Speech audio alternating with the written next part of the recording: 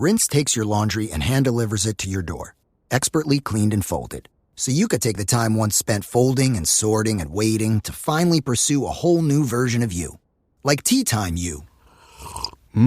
Or this Tea Time You. Or even this Tea Time You. Said you hear about Dave? Or even Tea Time You. So update on Dave. It's up to you. We'll take the laundry. Rinse. It's time to be great. That's why I love Florida.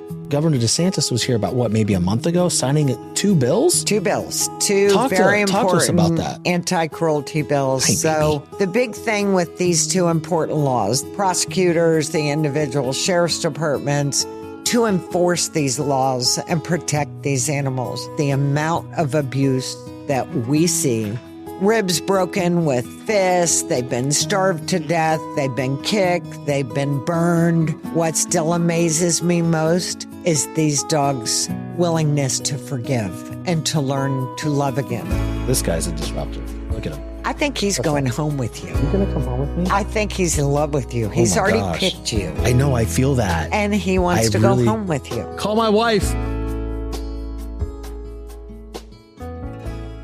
We're here at the Big Dog Ranch Rescue in Luxahatchee, Florida, the largest no-kill shelter here in the United States of America. What an amazing thing you've built here.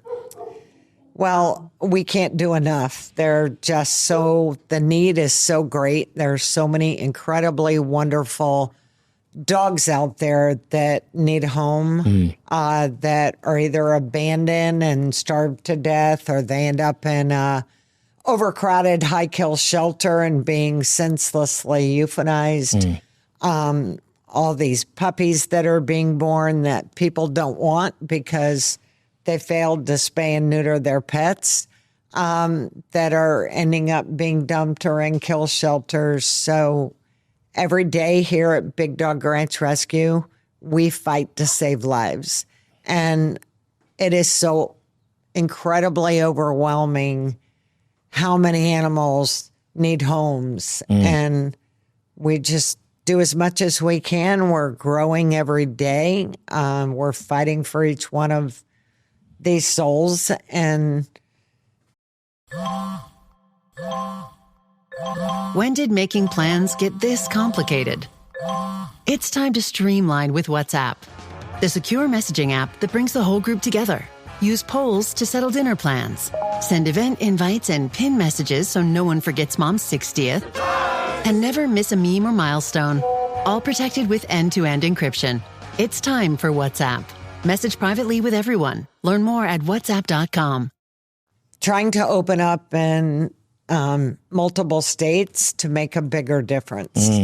It's amazing to me because, if you look at the issues out there due to, lack of being spayed and neutered, it creates an overpopulation, and these poor animals, they end up getting into no-kill shelters, right? What are some of the reasons? Do you think it's a lack of education for dog owners and people in general that's making these decisions to create such an issue?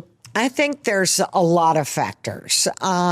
Pretty much the Hispanic culture has grown up believing that if you spay and neuter a dog, that it takes away their drive, it takes away their protectiveness, all these falsehoods.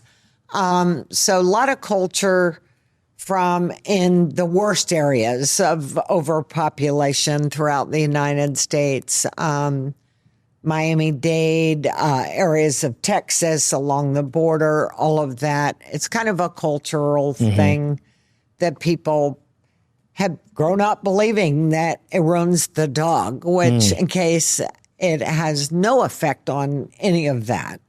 The other major factor that's happened in the past few years is many people have experienced financial difficulties trying to make ends meet. During the last 4 years of the Biden administration, dog food was 35% more, groceries were 40% more, fuels was 100% more, rent skyrocketed. people were struggling to put food on the table for their families. Right. So being able to spend $600 to spay your dog or $400 to neuter your dog was not an option. So, you're about to make a trade based on a friend's text. But which you do you listen to? Is it, "Oh, we could buy a house in Tulum"? Get optioning those options. We could lose everything. Or, let's do a little research. Get your head in the trade and make the investment decision that's right for you. Learn more at finra.org/trade-smart. And so a lot of people put it off. Therefore, accidental litters happen. The third reason for all the homeless dogs overpopulation is corporate has gone into the veterinary world. They figured people love dogs, it's lucrative, and really about 5 to 6 major corporations, private equity groups have bought out 60% of all the veterinary clinics throughout our country and about 70% of all the specialty hospitals, meaning when your dog has a broken leg or something more serious than a normal vet can do, and you have to go to a specialty hospital or an emergency clinic for something, 70% are owned by these corporations, Mars being one of them, AmeriVet, MedVet.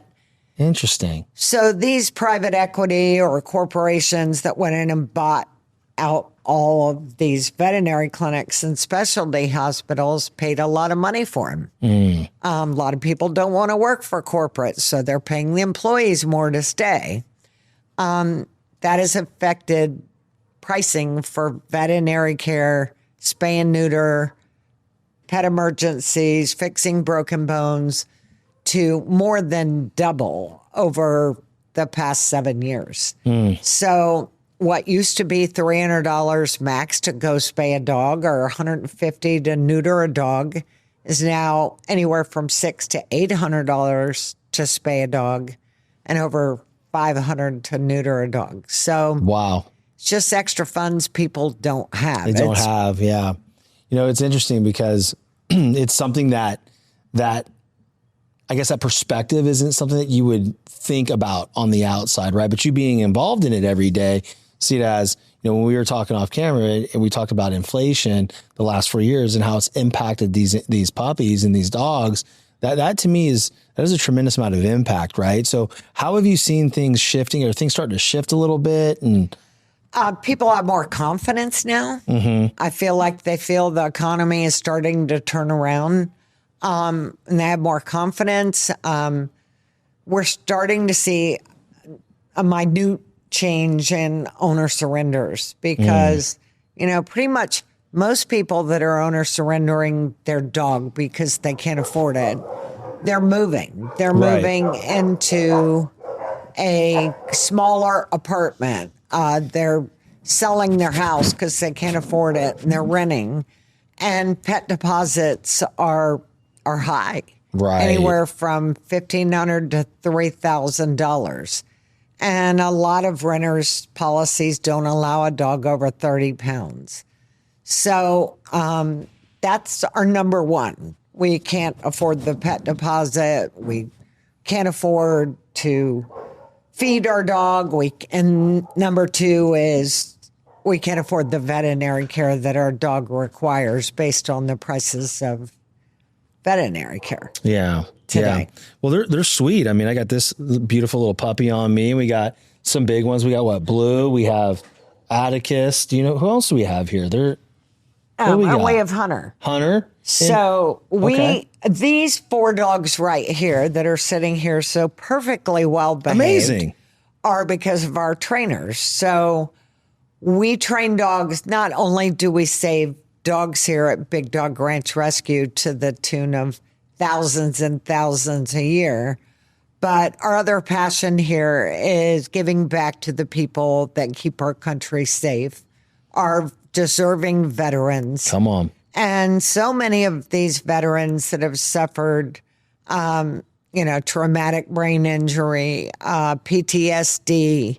some of our veterans have no legs. They need help.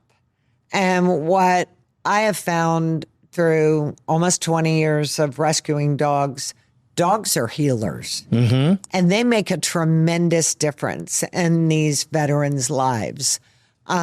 So many of our veterans that have severe PTSD have told me after we've placed them with a dog that they've completed their training with, these dogs saved my life. Every day I felt like I wanted to off myself. Every day I couldn't stop my anxiety and I just didn't want to go on living. And these dogs are such healers, and they've made such a difference for these veterans, their families, giving them that stability to be able to go back out in public, giving them a reason to live. And, dogs are incredible healers. People do not realize the gift of a dog and what it can do for you. I have a buddy that I see in the gym every morning. His name is Denny, and he's an older gentleman, and he's been in combat and obviously a veteran and has that PTSD, and he's got a little chihuahua named Tony. Yep. And anytime you see Denny, other than the gym, Tony's with him. Yep. And you do not go up to Denny when Tony's there. He better know you. And Denny's got to say, "Hey, Tony, he's cool." But I see it in real life, and I see how our dogs are in our house. My wife is very in tune with dogs. Like she loves dogs more than people, I think, sometimes. And those are her moments. Like she can go to our animals and our dogs, and she can have moments, and it heals her through anything that she has going on. And like even right now, I'm sitting right here, and I'm not stressed or anything, but this little guy's making everything. It makes you happy. It makes me happy. He's like chewing on me. It's cool. I love it. And I can feel he's at peace too. They just want love. Yeah. They will give their whole heart and soul to a human. And they treasure every minute they're with you. And all they want to do is please. They just got to be given that chance. Yeah. And, it's just amazing to see the difference in some of these veterans that come in here and their anxiety is so high. Yeah. And they're so afraid for people to even walk up to them. And like you said, your friend Tony, that dog keeps people at their distance because many of these veterans suffer from severe anxiety when people are coming at them. And every single dog is trained specially for that veteran and what their needs. And if they need a dog, we call it cover. And the dog puts space between the people walking up to him and the veteran to give him a sense, they don't know. They still feel this stress when people are coming at them. Or whether the dog needs to pick up packages or keys off the floor, or open and close doors, or turn on and off light switches, or just stop an anxiety attack, or wake them up in the middle of the night during traumatic nightmares. And each dog takes about a year to train.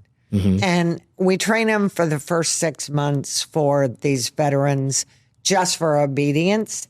And then they're paired up with a veteran, and every veteran reacts different to each dog. So you want to make sure it's the right mental match for that veteran, and then finding out that veteran's needs, and they're all different.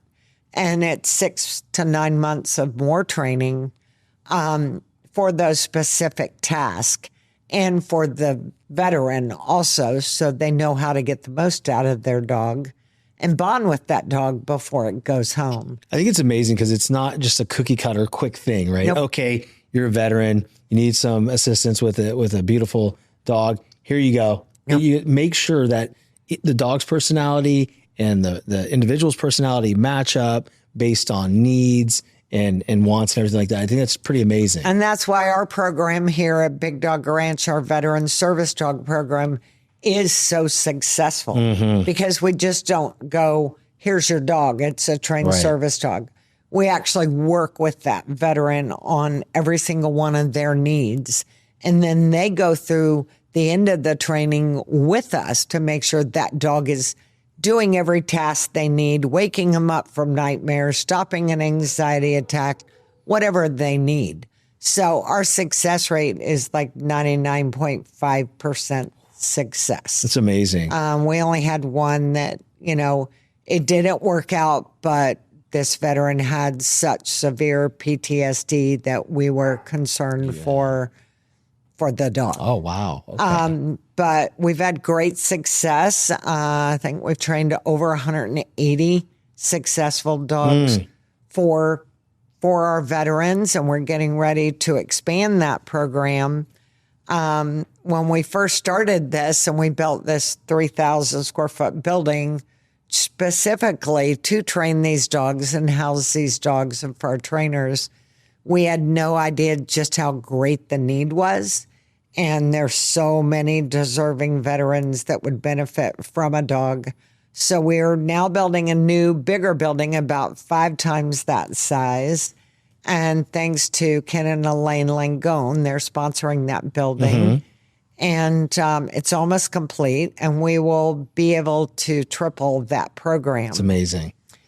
And another need we found out, we really didn't know this until a few years ago, is how many soldiers have to give up their dogs to kill shelters when they don't have a family member or wife or parents or friend to keep their dogs when they're deployed. And, with how bad things have gotten, dogs got, and so many animals being surrendered and the shelters throughout the country being so overcrowded. When a soldier surrenders that dog, if he has no other choice, to a shelter, it's got a 50% chance of making it out alive.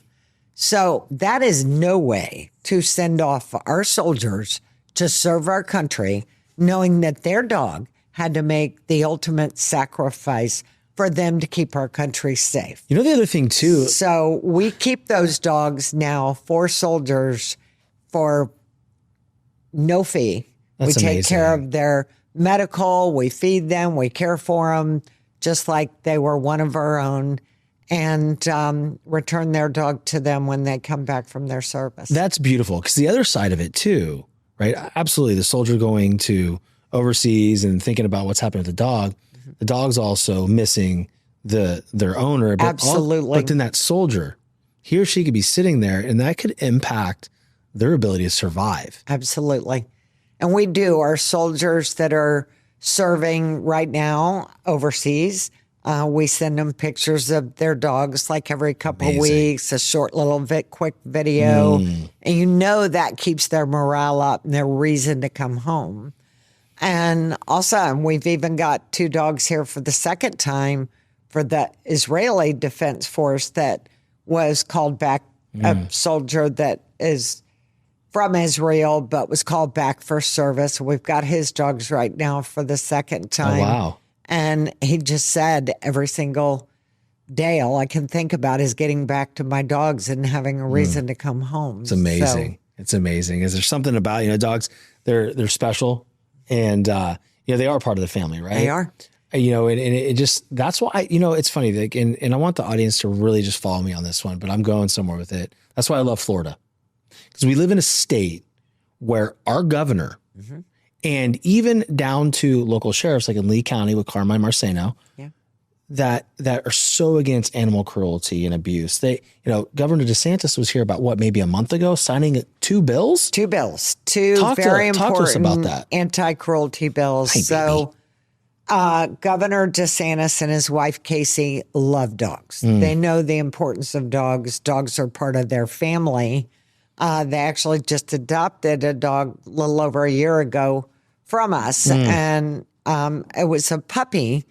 It was unfortunately from a breeder, but the mom had attacked the puppy because she was living in a tiny, tiny pen with 8 puppies in such a crowded environment when the puppies got 7 weeks and they're, still trying to nurse off the mom, and they've got full sets of teeth. And this puppy had some pretty big scars on its back. We had to do some work, and he'll always have a scar, but they chose that puppy to adopt. But they understand rescue and how important each dog's and animals' lives are to family.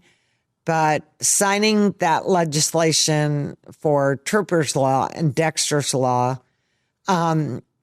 were so important because people,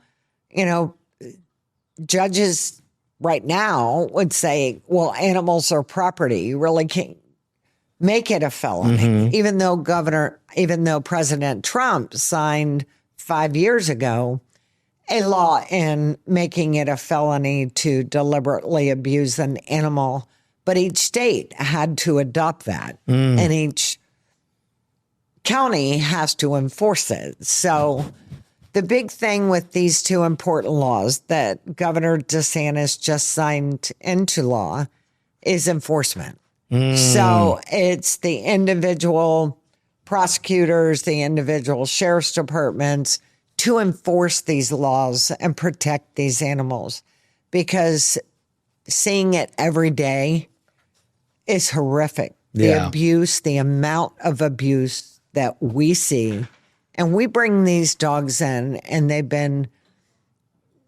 abused. They've been ribs broken with fists. They've been starved to death. They've been kicked. They've been burned. All of the different horrific things we experience here every day. What still amazes me most is these dogs' willingness to forgive and to learn to love again. And many of them come in and their head's in a corner. They just don't want to be abused again. And they're just trying to be statues and be still. But with the love and care they get here, eventually that goes away and they forgive and they learn to love again. And I don't know how many humans can do that. Very few, dogs to be have quite an honest. amazing ability to do that. I mean, we take these dogs out of these horrific puppy mills when the breeders discard them, when they're not useful to them anymore, or unsold puppies that are 14 weeks that they didn't sell, so they don't want to continue to feed them till they're old enough to produce for them, so they discard them. And some of these dogs have never lived life outside a stacked cage in a dark barn with urine smell so bad your eyes cry when you walk in there. And the way they're treated and abused at the bad puppy mills. And I'm not saying all breeders are bad. There's Right, of course. many, many good But there's breeders backyard out breeding. there. There's a bunch of different things But out the there. backyard breeders only breeding to put money in their pocket. The massive puppy mills that are only breeding just to produce dollars for themselves at the expense of these dogs.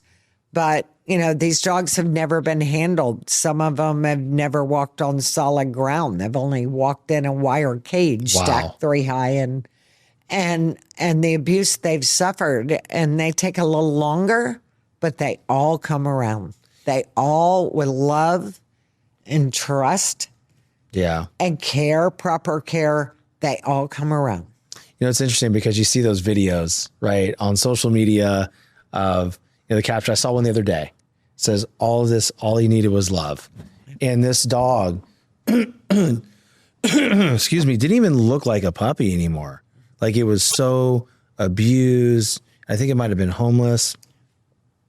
And over the course of however long it was, right, it didn't give a timestamp, but there was bathing, there was feeding, there was love.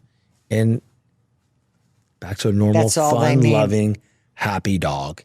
And dogs live for their humans. I mean, they wait. I look at the cameras at my own home and my 12-year-old Weimaraner and my 15-and-a-half-year-old golden retriever lab boxer mix.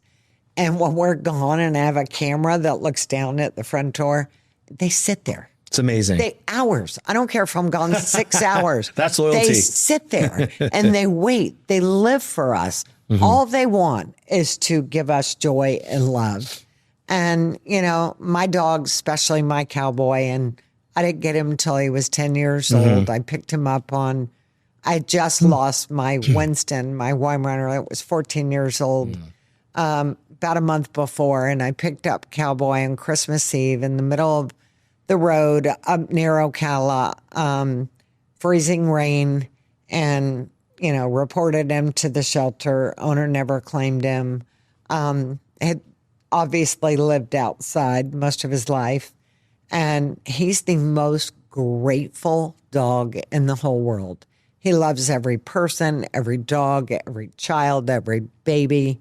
He's actually the best dog I've ever had. That's amazing. And, you know, my whole life I grew up, I had purebreds. You know, Right. We had English pointers. My dad was a bird hunter, and, you know, growing up, and my mom always had a Chihuahua. And then we had, you know, Weimaraners. And he's the best dog I have ever owned. And he is so grateful and so perfect.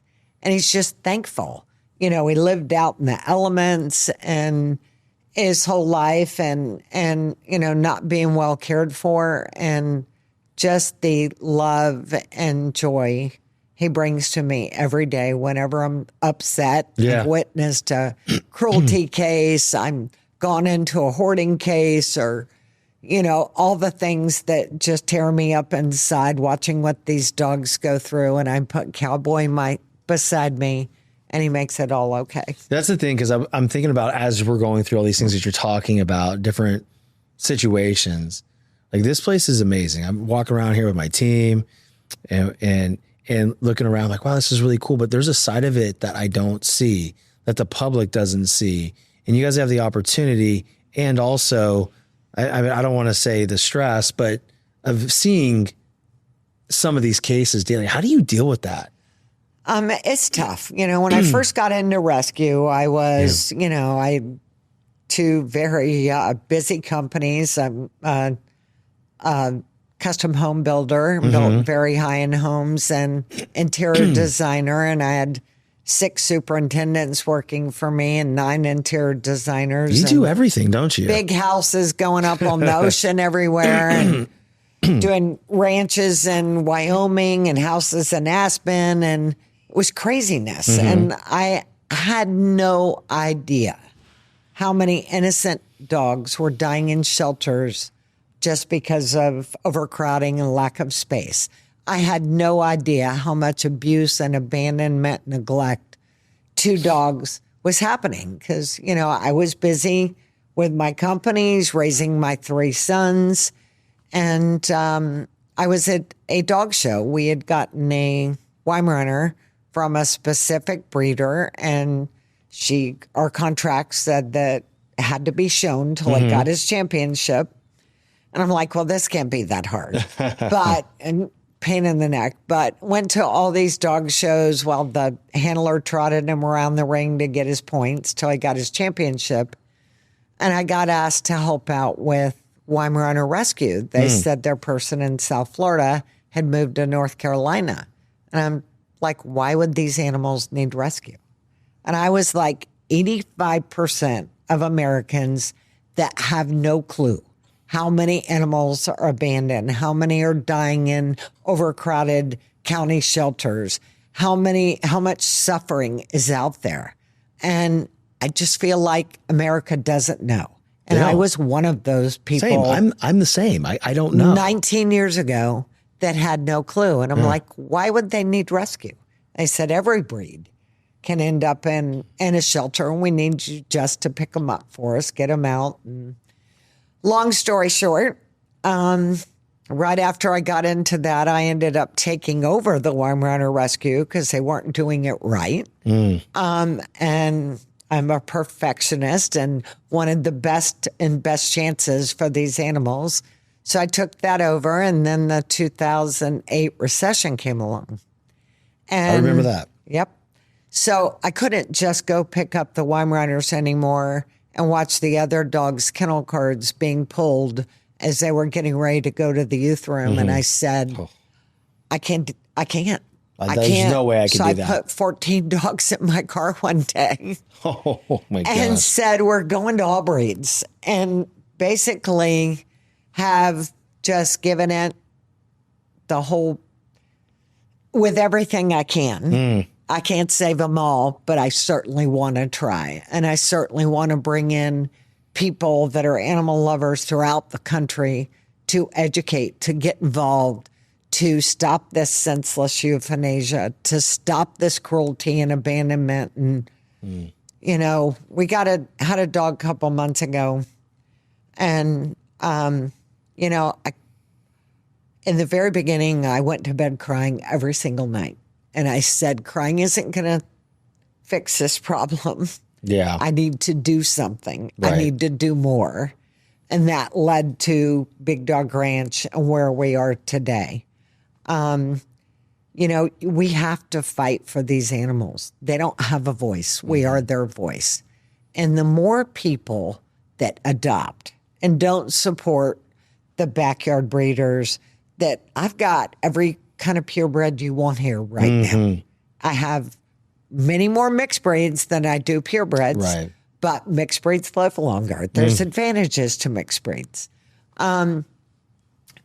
Anything you want is out there in a shelter somewhere, whether it's been rescued by rescue and needs to get out of the rescue, because rescues are not forever homes. We're meant to be a temporary home. Right. And for every single person that adopts a dog, that gives us the space to go rescue another one on a kill list or out the starving field.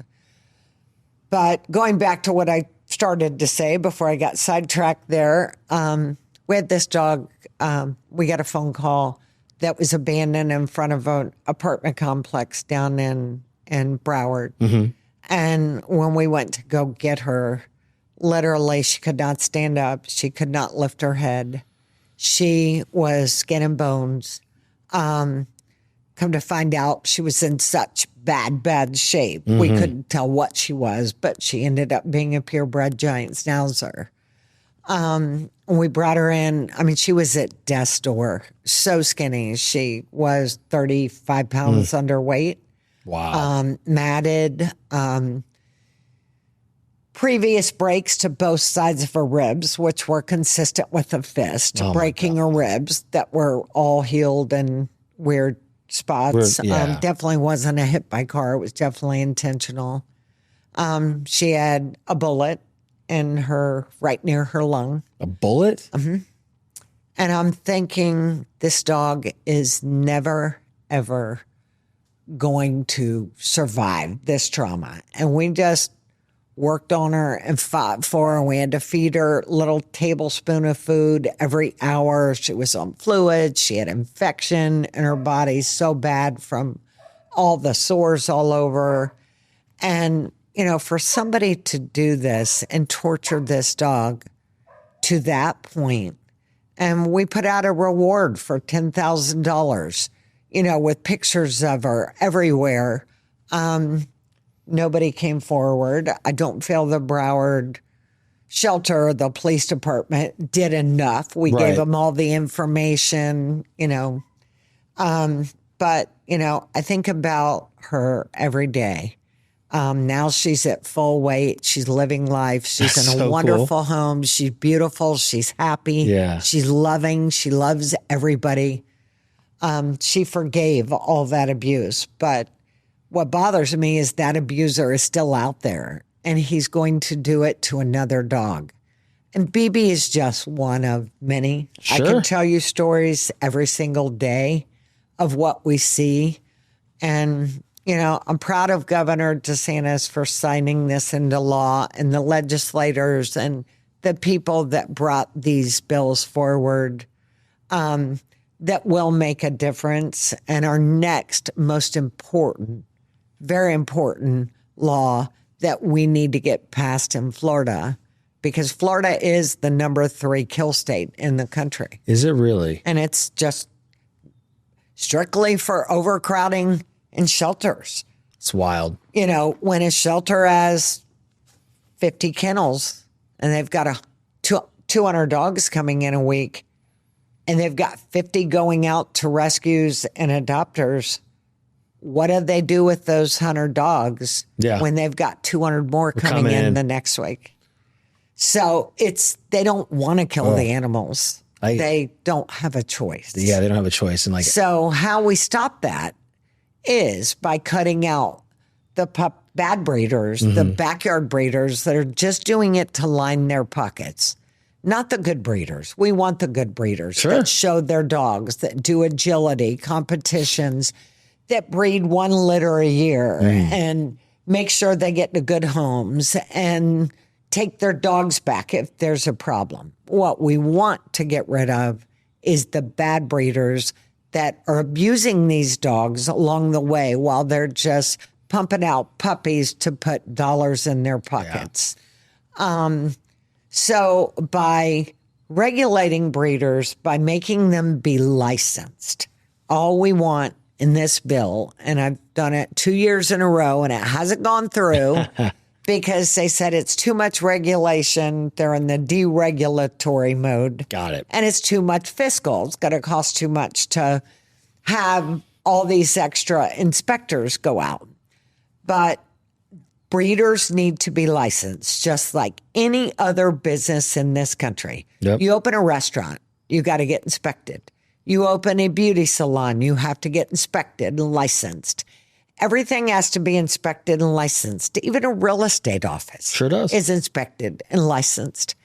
There isn't any of that going on for people selling puppies. Wow. People breeding, there's nothing. And what we see, and we see all these yard signs all the way up and down the road, Frenchies for sale, golden doodles for sale, this breed for sale. So we send little spies in to go say they're going to buy a puppy. Oh, wow. And the conditions these dogs are living in 70% of the cases are horrific.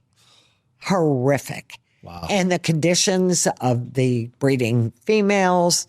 And, we get the phone calls when the breeders don't want to take them to a vet because the puppy's dying of worm infestation, or the puppies have parvo, or they dump them at the shelters when they don't sell them or when they get sick, because the backyard breeders and the puppy mills, they don't want to spend the money on the veterinarian. They only if they're healthy and they can sell them. So that needs to stop. And we need to regulate that, and that will reduce 50% of the puppies that enter shelters and help reduce euthanasia and help get Florida off the top 5 kill states in the country. When it comes to what your family eats and drinks, you know your choices matter. You're the expert because you know what fits your life. And getting it right starts with good information. That's why America's beverage companies are sharing more information about our ingredients at goodtoknowfacts.org. No spin, no judgments, just the facts straight from the experts for more than 140 beverage ingredients. Visit goodtoknowfacts.org. I want the audience to go look at the internet, Big Dog Ranch Rescue in Luxahatchee, Florida, because you mentioned something about the building we're in. It's 3,000 square foot. But I want everybody to understand something. That ain't the only building. All right. This place is a massive, massive facility with, puppy towns, beautiful looks like they're little condos out there, almost like they're all different colors. They have playgrounds. The other facilities over there, they have their own private playgrounds with pools and everything. This place is absolutely beautiful. And our dogs live cage free in 12 by 12 bedrooms. And everybody told me, you can't do that. They need to be in individual kennels. You're doing it. So I wanted them to have a home-like environment. Well, you see them, they're hanging out on their little couches together, cuddled up, just chilling. That's our senior sanctuary.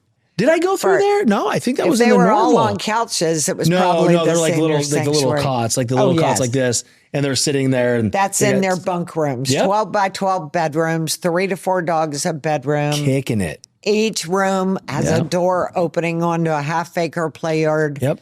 I mean, not only do we want to heal these dogs medically treat their heartworm disease or skin infections or ear infections and spay and neuter them. But we've got to get them mentally ready for home. Yeah. And sticking them in a small 3 by 6 foot kennel where they're going kennel crazy, that makes a good dog into a bad dog. I had no lies So there. our cage-free environment that everybody said couldn't be done, well, it's very successful here. And a lot of other shelters and rescues are taking heed to what we've created here on our 33-acre campus and trying, it's much more mentally better for the dogs. Well, in order to do something great, you have to disrupt a little bit, right? Yes. And that's kind of what you're a disruptor. And those are the ones that do amazing, amazing work. This guy's a disruptor. Look at him. I think he's going home with you. You going to come home with me? I think he's in love with you. He's my already gosh. picked you. I know. I feel that. And he wants I to really- go home with you. Oh my gosh. When you take call him my home, wife. Call her. that gives me Ryan, room to call save her. another puppy in need. I know. Look at this one here. You are so sweet. It just, like this is the thing though. Like, and you guys accept volunteers. People can volunteer here. How can someone that's listening, they might live in California or here in Florida, how can they get involved in this? So Big Dog Ranch, we rescue dogs nationwide. Mm-hmm. And we have 3 facilities. We have our 33-acre, 80,000 square foot campus here in Florida, in Palm Beach County, Florida. We have another facility in Alabama, just outside of Auburn and Montgomery. We're building one in Texas right now. And we're actually been asked to go to California. So California, number 1 kill state. Number 2 is Texas, meaning the most amount of animals euthanized for overcrowding. Florida's number 3. North Carolina is 4. Will be our next spot. But we do rescue all over the Southeast and Texas. So if you can adopt, donate. We run on donations, and our overhead with 4 buses and 285 staff and 6 veterinarians and medical supplies alone are over $50,000 a week for us. Just medical supplies. I went through the facility. There's a lot going on back there. A lot going on. Yeah, it's pretty. So it costs a lot to run it. Volunteer. You can sign up on our website no matter where you are. We always need an emergency pull from a shelter where you can pick that dog up until we can get to it. We always need transporters. Let's say you lived in New York and this puppy you fell in love with needed to get to New York. So somebody's driving to New York, somebody's going. So volunteer transporters. We're dogs on the move. So our puppies and dogs can be adopted anywhere. I love that. And we will get them to you. So there's a million ways you can volunteer. There's a million ways that you can get involved with Big Dog Ranch Rescue and help us grow, because our mission here is to end dog homelessness, stop animal cruelty, and end this overpopulation problem. Dogs should be loved. They shouldn't be abandoned. They shouldn't be put into a kill shelter. We have a lot of work to do, and the more people that get involved and join our mission, America's Pet Crisis is what we call it, or sign up to support our legislation, Make America Dogs Safe Again. So we can get this Florida legislation done and regulate these breeders and stop all these unwanted puppies being born. I love it. It's amazing. You built something amazing. Everybody here is incredible. All the dogs are so well behaved. They're better behaved than I am. And that's not saying a lot, but in building this, there's a lot of people that have one last question. A lot of people said it couldn't be done, the 12 by 12, and then you decided to be disruptive and do it anyway. Building something this incredible and impactful takes a lot of determination. And so as the show is called The Determined Society, I'd like to ask you one final question. What does determination mean to you? Determination means never giving up. Where there is a will, there's a way. And throughout my businesses, I always had the same philosophy. But here, my free job, I pay to go to work every day. There's lives on the line. So being determined to save as many as you can to stop this problem, when you get 1,200 youth lists a day with 10 to 30 dogs per shelter on it, makes you keep fighting. You keep fighting harder. You fight hard for every single one of these lives.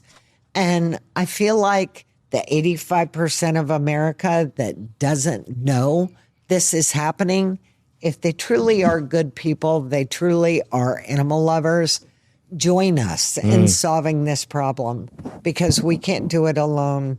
We need other determined people that care to end dog homelessness and end dog abuse. I love it. Well, you guys got to be able to let me know when events come up, because me and the wife will be here. We'll get involved in some way, shape, or form, because you're pretty cute. So what are you naming your puppy? I don't know. He's chill. I'm just trying to figure it out. Look at him. He's ready to go home with you. He is. This is going to be a very hard thing for me. Look, man, like, should we end it? Should we end the interview? What do you want to do? He's just chilling. He loves it. So you guys, listen, for those of you listening, please do yourselves a favor. Go check out Big Dog Ranch Rescue here in Luxatchee, Florida. Be involved any way you can, whether it's a donation or if you live in the area, come volunteer, or even just reach out to them if you live in another state and you need to rehome a dog and get it here to Florida. Just play your part, because there is an epidemic going on in the world right now with dog homelessness. Too many dogs are dying, and look at this guy. It doesn't need to happen. So I love you guys. Share this episode with someone you know, love, and trust. Until next time, stay determined. Next up is a little song from CarMax about selling a car your way. You wanna sell those wheels, you wanna get a CarMax instant offer. So fast. Wanna take a sec to think about it. Or like a month? Wanna keep tabs on that instant offer. With Offer Watch. Wanna have CarMax pick it up from your driveway. Get it done today. You wanna do So, wanna drive? CarMax. Pickup not available everywhere. Restrictions and fee may apply.